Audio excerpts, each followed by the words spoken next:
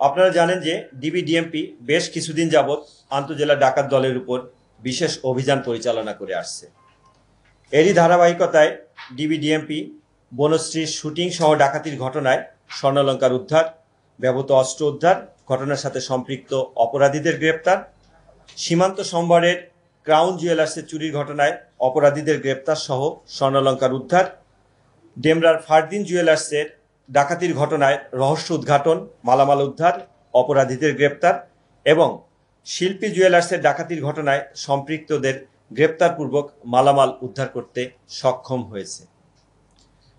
জানুয়ারি 2025 হতে অদ্যাবধি পর্যন্ত ডিবি ডাকাত চক্রের মোট 87 জন সদস্যকে গ্রেপ্তার করে আইনের আওতায় এনেছে। ফলে ঢাকা মহানগর এবং পার্শ্ববর্তী এলাকার ডাকাতি বহুল অংশে নিয়ন্ত্রণে এসেছে। এ ধরনের কার্যক্রম করতে গিয়ে সারা বাংলাদেশে আমরা বেশ কয়েকটি বিশেষ ধরনের ডাকাত চক্রের সন্ধান পেয়েছি, যাদের মূল লক্ষ্য হচ্ছে স্বর্ণের দোকান ডাকাতি করা। এক্ষেত্রে ডাকাতি কার্যক্রমের পূর্বে তারা ঘটনাস্থল রেকি করে এবং ডাকাতি কার্যক্রমে অস্ত্র গোলাবারুদ ব্যবহার করে মর্মে প্রাথমিক অনুসন্ধানে আমাদের নিকট উঠে আসে। ফলে সমগ্র বাংলাদেশে এ ধরনের আন্তজেলা ডাকাত দলের সদস্যদের গতিবিধির উপর আমরা বিশেষ নজরদারি রাখি এবং গোয়েন্দা নজরদারি পূর্বাপেক্ষা আমরা অধিকতর বৃদ্ধি করি। ফলে তথ্য প্রযুক্তিগত বিশ্লেষণ এবং গোয়েন্দা নজরদারি হতে প্রাপ্ত তথ্যে আমরা এমনই একটি ডাকাতির ঘটনা সংঘটিত হবে মর্মে আমরা প্রাথমিকভাবে সংবাদ পাই এবং যে ঘটনায় কিশোরগঞ্জ জেলার আনোয়ার হোসেন এবং বরিশাল জেলার পলাশের নেতৃত্বে 10-12 জনের একটি ডাকাত দল কোন একটি স্বর্ণের দোকানে ডাকাতির প্রস্তুতি নিচ্ছে মর্মে আমরা জানতে পারি। এ তথ্যের ভিত্তিতে ডিবিডিএমপির একটি আভিযানিক দল গত 10 মে 2025 তারিখ রাত অনুমান 1:30 ঘটিকায় যাত্রাবাড়ি থানাধীন ধনিয়া কলেজের সামনে একটি বিশেষ অভিযান পরিচালনা করে।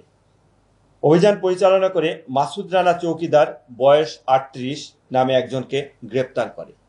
গ্রেপ্তারকালীন তার নিকট থেকে একটি 7.62 mm বিদেশি পিস্তল, 7 রাউন্ড গুলি উদ্ধার করা হয়। পরবর্তীতে অধিক জিজ্ঞাসাবাদে সে ডাকাতি পরিকল্পনার বিষয়টি স্বীকার করে এবং তার দেওয়া তথ্য মতে তার বাসায় অভিযান পরিচালনা করে এ ঘটনায় ব্যবহারের নিমিত্তে 36টি ককটেল উদ্ধার করা হয়। নিরাপত্তার স্বার্থে উদ্ধারকৃত বিস্ফোরকগুলো ইতোমধ্যে বোম ডিসপোজাল ইউনিট কর্তৃক নিষ্ক্রিয় করত আদালতে উপস্থাপনের নিমিত্তে ভিডিও ধারণ করা হয়েছে। গ্রেপ্তারকৃত মাসুদ রানা চৌকিদারকে আরও জিজ্ঞাসাবাদে জানা যায়, ডাকাতি পরিকল্পনার অংশ হিসাবে অন্যান্য সহযোগীরা ঢাকা শহরের বিভিন্ন স্থান হতে যাত্রাবাড়ির ধনিয়া কলেজের সামনে একত্রিত হয়ে গোপালগঞ্জ জেলার সদর থানাধীন বোলতলি বাজারের নিউ ডলি জুয়েলার্সের ডাকাতির একটি পরিকল্পনা করেছে। অন্যান্য ডাকাতদের গ্রেপ্তারের লক্ষ্যে আভিযানিক দল ধৃত মাসুদ চৌকিদার সহ ধনিয়া কলেজের সামনে অপেক্ষা করার এক পর্যায়ে সকাল অনুমান 10 ঘটিকার দিকে একটি প্রাইভেট কার ও একটি হায়েস মাইক্রোবাস যোগে ডাকাত দলের সদস্যরা উপস্থিত হয়। আভিযানিক দল তাৎক্ষণিক অভিযান পরিচালনা করে শাকিল, মামুন, মোহাম্মদ রাব্বি এবং আসাদ মিয়া নামক 4 জনকে গ্রেপ্তার করে 2টি গাড়ি জব্দ করে। পরবর্তীতে প্রাপ্ত তথ্যের ভিত্তিতে পরিচালিত অভিযানে ডাকাতি ঘটনার মূল পরিকল্পনাকারী মোহাম্মদ পলাশ শেখ 37 বছর বয়স এবং আনোয়ার হোসেন 44 বছর বয়সকে ধোলাইপাড় এলাকা থেকে গ্রেপ্তার করা হয়। এ পর্যন্ত এ ঘটনায় সর্বমোট 7 জন ডাকাতকে গ্রেপ্তার করা হয়েছে। গ্রেপ্তারকৃতদের বিরুদ্ধে বাংলাদেশের বিভিন্ন থানায় একাধিক ডাকাতি মামলা রয়েছে। এ বিষয়ে আইনগত ব্যবস্থা প্রক্রিয়াধীন রয়েছে।